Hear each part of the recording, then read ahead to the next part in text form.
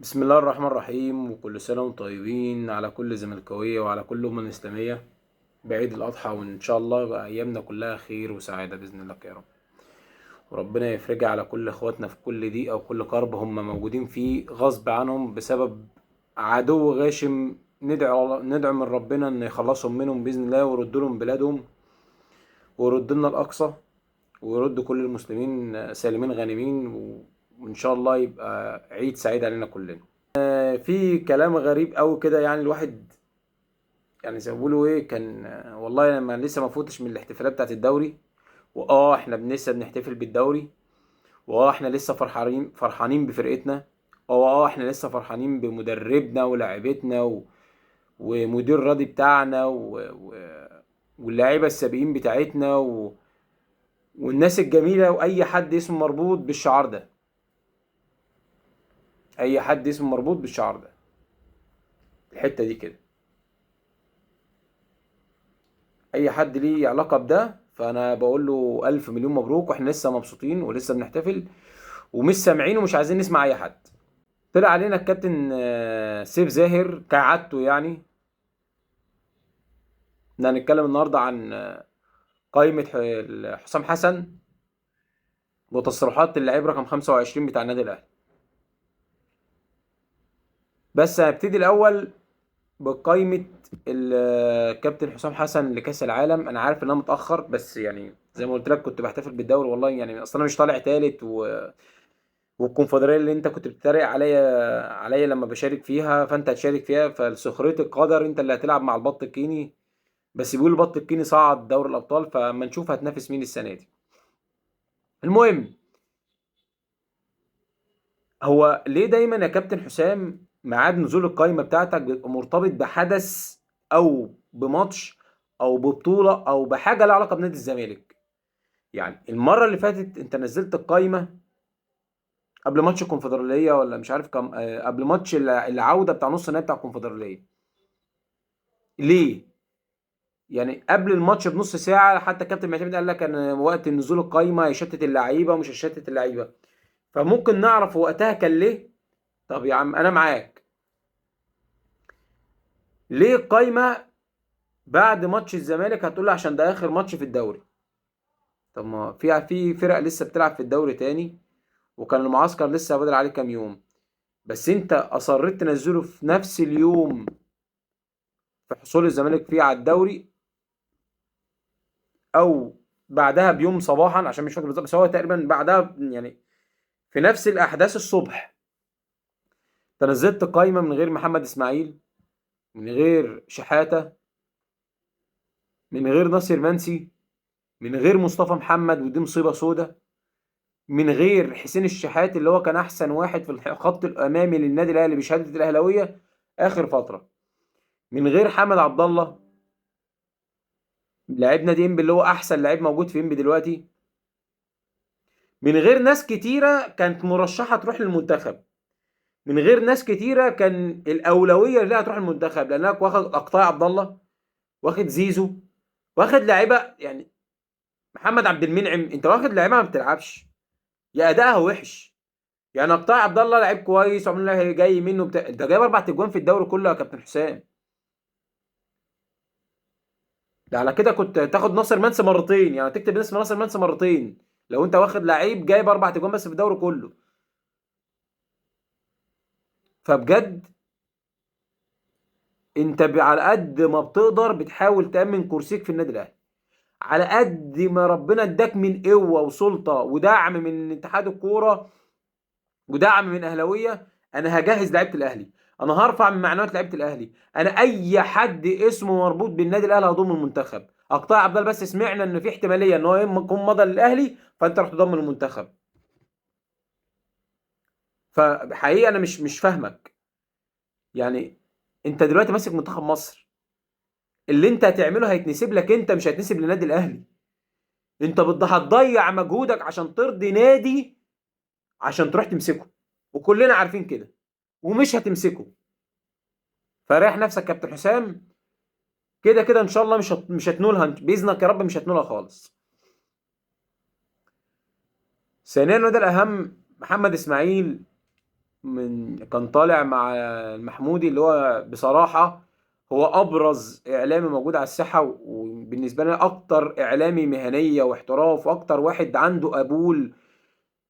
راجل محترم. أنا حابب أشوفه. أنا حابب أشوفه يعني. بيريح لي عينيا لما بسمعه، وبيريح لي ودني لما بسمعه، وبيريح لي عيني لما بشوفه وهو بيتكلم. ده إعلامي، مش ناس تانية راح هتجيب زيزو. طب هو إيه علاقة زيزو بالأحداث اللي دايرة؟ هل زيزو الكلام اللي قاله معاك يا كابتن سيف هو جديد؟ لا. طيب هل زيزو الكلام اللي قاله معاك ناتج عن استضافته، قصدي ناتجة عن بطولات واخدها، عن أهمية هو عاملها الفترة اللي فاتت دي، عن تأثير جامد مع النادي الأهلي، عن أي حاجة عموما؟ لا. طب أنت جايبه ليه؟ جايبه عشان أقول للزملكاوية هوب انسوا إن أنتوا خدتوا الدوري، وانسوا إن فرقة المليار طالعة تالت، وانسوا إن إحنا جايبين لعيبة ب 2 3 مليار، وانتوا خدتوا الدوري.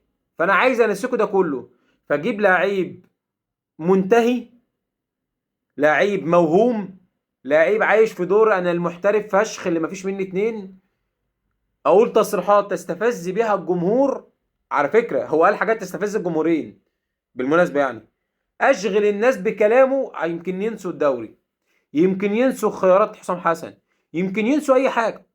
احاول انسيهم احداث سابقه بخمس ست ايام. على فكره الكلام ده احنا متعودين عليه من زمان، من ايام شوبير ومدحت شلبي. يبقى الزمالك لسه واخد بطوله، تلاقيه مستضيف حد تاني يطلع يقول لك ده فريق الزمالك ده واخد البطوله بالحكام، عشان نشغل الناس، ننسي الناس ان الزمالك عامل معجزه كرويه السنه دي في ظل المشاكل والاحداث والبلاوي اللي حاصله، انه واخد دوري.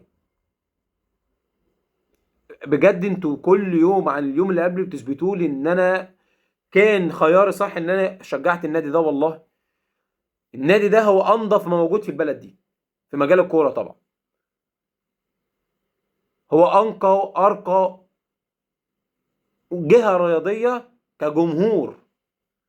مجلس الاداره يعني مش معانا كده تقريبا مدروش، بنشوف هنجيب فلوس منين. امال انت لازمتكوا ايه؟ المهم ده فيديو تاني بنتكلم فيه. انت جايب لي زيزو يقول لك اللي انا زرعته في الزمالك بجنيه دلوقتي في الاهلي. اه حقيقي يا جماعه، ما تستغربوش الكلمه. اللي زيزو زرعه في الزمالك بجنيه في الاهلي كفلوس بس. انما شهرة الزمالك شهره، انما نجوميه الزمالك نجمه، انما بطولات خد بطولات مع الزمالك. هو كان ناقصه ايه؟ فلوس، فراح النادي الاهلي. اذا اللعيب بيتعامل معاك ان انت عباره عن فرقه من فرق السعوديه ولا فرقه من فرق الامارات. انا رايح معاك اخد قرشين، راح اتبسط، انا مش رايح اوجع دماغي. بدليل هو قال كده، قال لك انا ما بشغلش بالي بالجمهور، انا راجل محترف، انا بروح الجيم واروح. عندنا ما كانش كده.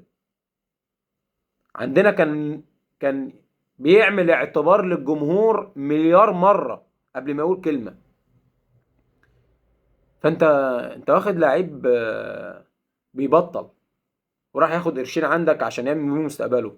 وسيبكم الهري اللي قال لك اصل انا المعيشه ومش المعيشه. لا، انت رايح تاخد قرشين عشان تعمل مستقبلك. انت في زمانك خدت فلوس بس مش نفس الفلوس اللي هتاخدها في الاهلي. مش هتاخد 100 وي في الموسم. الله اعلم رقم 100 وكام، بس هو 100 وي. مش هتاخد 100 وحاجه في مليون في الموسم. طلع يقول لك اصل انا عادي 35. انت بتضحك على مين؟ يعني مين عبيط هيصدق اللي انت بتقوله؟ بيقول لك وجهة نظر كابتن جايبين الحضري وبيقول زيزو ما كانش سعاد نوم المنتخب. بيقول لك وجهة نظر. لا مش وجهة نظر يا حبيبي. لا مش وجهة نظر. الحضري هو اما انت كنت في الزمالك وما كنتش بتشارك مع المنتخب بوقت كافي، كان الناس كلها بتقول زيزو احسن لعيب في مصر لازم يلعب. انما انت دلوقتي انت اكبر بالونه في مصر. الزمالك نفخك وعمل بيك العيد ميلاد وخلص، واداك لعيل صغير وهو ماشي قال له خد افرح بيه. مسيرك هتكش وتفرقع. قيمتك من قيمة المكان. كنت في مكان عالي فكانت قيمتك عالية. فانت دلوقتي في مكان ملوش لازمة. مش بتكلم عن النادي، انت مكانك انت جوه النادي ملوش لازمة. النادي بيتعامل معاك ان انت لعيب، لعيبت وحش هيمشيك الصبح. بس طبعا مش هنمشيك الصبح عشان الناس ما تقلبش عليه وكده. هنصبر موسم ونمشيه، هنطلعه اعاره، هنجيب له عرض احتراف مثلا على حسابنا مثلا زي رضا سليم وزي السردباك المغربي مش فاكر اسمه ايه بتاعهم. انت مجرد ورقة في كشكول هيترمي في الدرج. انت كنت اللوحة عندنا، كنت الواجهة، فاحنا كنا ملمعينك، مش عشان انت جامد، عشان احنا خليناك جامد. احنا اديناك الثقة وكنت بتلعب باريحية وي وي وي وي وي ضيعت ده كله من ايدك. فما تلومش الا نفسك يا معلم. كمل احتفالاتنا ونكمل فرحتنا بعيدنا، والزمالك بطل الدوري. ما تخلوش كلام اهبل من ناس هبله يشغل بالكم. افضلوا احتفلوا، افضلوا قولوا جعان، افضلوا قولوا مش لاقي ياكل، افضلوا قولوا كل سنه وانتم طيبين. السلام عليكم.